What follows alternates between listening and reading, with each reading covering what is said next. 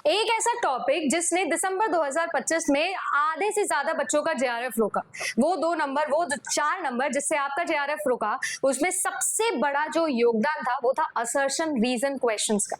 अब मुझे पता है कि थंबनेल पर मैंने लिखा कि असर्शन रीजन क्वेश्चंस को सॉल्व करने की ट्रिक बहुत इंपॉर्टेंट है। असर्शन रीजन क्वेश्चंस को अगर आप कैपिटलाइज कर लेते तो दिसंबर 2025 में जो अप्रोक्सीमेटली 40% पेपर आप लोगों का जो है वो असर्शन रीजन का ही था। पेपर 1 और पेपर 2 को आप देखो तो शायद आपका जेआरएफ हो जाता। और 2026 के अंदर भी हम अज्यूम कर रहे हैं कि असर्शन रीजन आएंगे।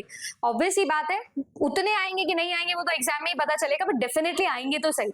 अब अगर आपको भी ये प्रॉब्लम है कि यार असर्शन रीजन कैसे सॉल्व करते हैं, तो मैं आपको एक एग्जाम्पल के थ्रू बेसिक से ट्रिक सिखा रही हूँ। ट्रिक पसंद आएगी तो कॉमेंट सेक्शन में लिखकर जरूर बताएंगे कि यस मजा आया, और वीडियो को लाइक कर देंगे। चैनल पर नए आए हो तो चैनल को सब्सक्राइब कर लो। जेआरएफ अड्डा पर पेपर 1 और पेपर 2 आज सभी लोगों के लिए हमेशा आता है।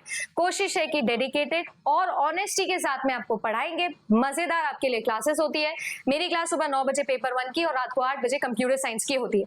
मन हो तो क्लास देखिएगा, प्लेलिस्ट आपके सामने है, अच्छा लगे तो जरूर ज्वाइन करिएगा कल सुबह भी। अब मैं आपको बताती हूँ एक सिंपल सा लॉजिक। असर्शन रीजन क्वेश्चन को सॉल्व करने के लिए आपको 2 बातें आनी चाहिए। पहली, हमेशा मैं ये बोलती हूँ कि असर्शन रीजन आप तब तक सॉल्व नहीं कर सकते जब तक आपको उस टॉपिक का क्या नहीं आता है, कॉन्सेप्ट नहीं आता।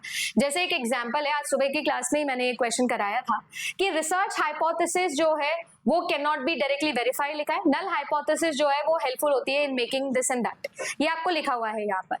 जब भी आपको असर्शन रीजन आएगा तो लेवल 1 ये है कि आपको क्या वो कॉन्सेप्ट आता है या नहीं आता है।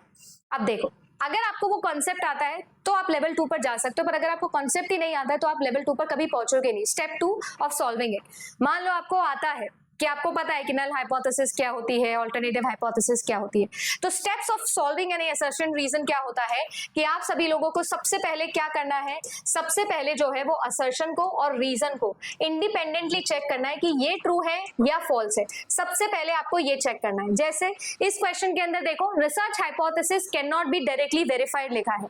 अब रिसर्च हाइपोथेसिस क्या होती है? रिसर्च हाइपोथेसिस होती है अल्टरनेटिव हाइपोथेसिस, लिखा भी हुआ है। क्या हम उसे डायरेक्टली वेरीफाई कर सकते हैं? नहीं कर सकते। तो असर्शन अकेले में बिल्कुल सही है।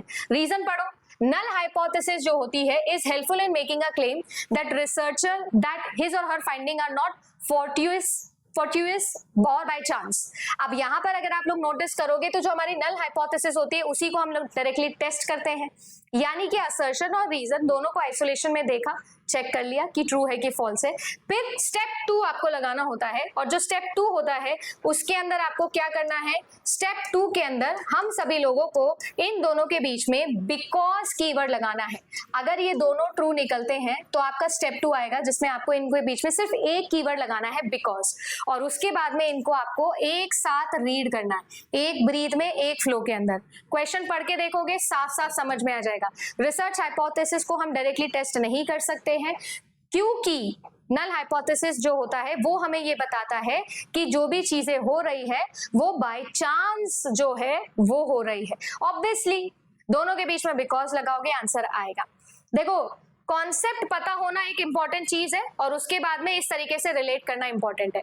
जैसे आप इस क्वेश्चन को ध्यान से देखें, यहाँ लिखा हुआ है कि जो नल हाइपोथेसिस है वो रिजेक्ट होती है, रिसर्चर की हाइपोथेसिस एक्सेप्ट होती है। असर्शन अकेले में ट्रू है, आइसोलेशन के अंदर जो असर्शन है मैम वो ट्रू है। रीजन देखो, null hypothesis is a chance hypothesis and as such alternative hypothesis being true, researcher की हाइपोथेसिस डोमेन ऑफ एक्सेप्टेबिलिटी में आ जाती है। मैम रीजन भी सही है, ऑब्वियस ही बात है, शून्य परिकल्पना जो है वो बाय चांस होती है और हमारे लिए जो है वो संयोग परिकल्पना है। हमारे लिए अल्टरनेटिव हाइपोथेसिस का सत्य होना मतलब हम उसको क्या कर लेंगे, एक्सेप्ट कर लेंगे। किसी हाइपोथेसिस को ट्रू होने पर एक्सेप्ट कर लेना, ये तो रूल होता है। अल्टरनेटिव हाइपोथेसिस को ही सब्सटेंसिव हाइपोथेसिस, रिसर्चर की हाइपोथेसिस बोलते हैं। असर्शन और रीजन, अभिकथन और कारण, दोनों एक दूसरे के लिए क्या है भाई, आइसोलेशन में फुल ट्रू है मैम।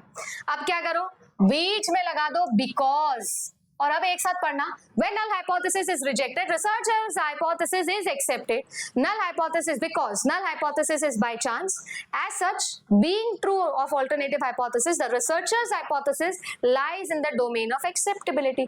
बिल्कुल अच्छे से सेट हो रहा है, because कीवर्ड सेट हो रहा है, आंसर आपका correct option number A. Assertion reason के क्वेश्चन सॉल्व करने के लिए सिंपल ट्रिक बता रही हूँ। पहले असर्शन रीजन आइसोलेशन में देखो, दोनों ट्रू हैं, अगर है तो दोनों के बीच में बिकॉज लगाओ।